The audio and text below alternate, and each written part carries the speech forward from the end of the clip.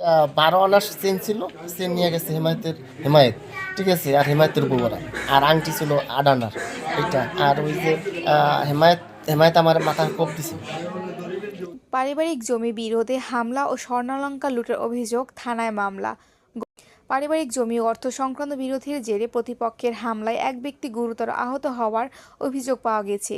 এই ঘটনায় স্বর্ণালঙ্কার লুট ও প্রাণনাশের হুমকি অভিযোগ এনে গৌরনদী থানায় লিখিত অভিযোগ দায়ের করেছেন ভুক্তভোগী পরিবার। থানার দায়ের করা অভিযোগ সূত্রে জানা যায়, ভুক্তভোগী মোসাম্মদ ফাতেমা বেগম একই বাড়িতে বসবাসরত স্বজনদের বিরুদ্ধে অভিযোগ করেন। অভিযুক্তদের মধ্যে তার ভাসুরের সহযোগী জাল এবং ভাসুরের কন্যা রয়েছেন।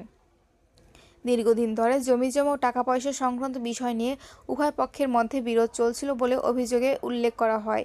অভিযোগে বলা হয়, গত 13 ডিসেম্বর দুপুর আনুমানিক 1:30 অভিযুক্তরা জোরপূর্বক তাদের জায়গায় সেচের জন্য মেশিন বসাতে যান।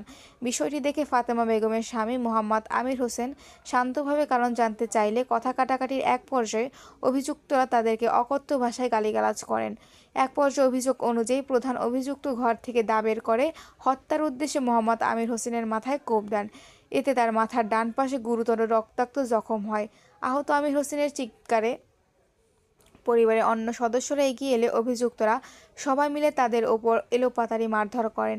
এতে পরিবারের একাধিক সদস্য শরীরে বিভিন্ন স্থানে আঘাতপ্রাপ্ত হন।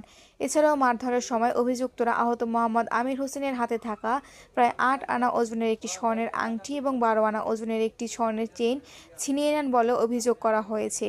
ভুক্তভোগীদের দাবি, ঘটনাস্থলে উপস্থিত সাক্ষীদের সামনেই অভিযুক্তরা মামলা করলে পুরো পরিবারকে প্রাণে মেরে ফেলার হুমকি দেন। পরে স্থানীয় গণ্যমান্য ব্যক্তিদের বিষয়টি অবহিত করে ভুক্তভোগীরা থানায় এসে লিখিত অভিযোগ দায়ের করেন। আহত আমির হোসেনকে এলাকাবাসী উদ্ধার করে গৌরনদী উপজেলা স্বাস্থ্য কমপ্লেক্সে ভর্তি করেন, যেখানে তিনি বর্তমানে চিকিৎসাধীন রয়েছে। এ বিষয়ে হেমায়েতের সাথে কথা বলে জানা যায়, তার স্ত্রীও আহত, সে হাসপাতালে ভর্তি রয়েছেন। এ বিষয়ে গৌরনদী থানার পক্ষ থেকে জানানো হয়েছে, অভিযোগ গ্রহণ করা হয়েছে এবং বিষয়টি তদন্ত করে প্রয়োজনীয় আইনগত ব্যবস্থা গ্রহণ করা হবে। হিমায়ত ফকির এবং ওনার দাও দিয়ে কোপাইছে।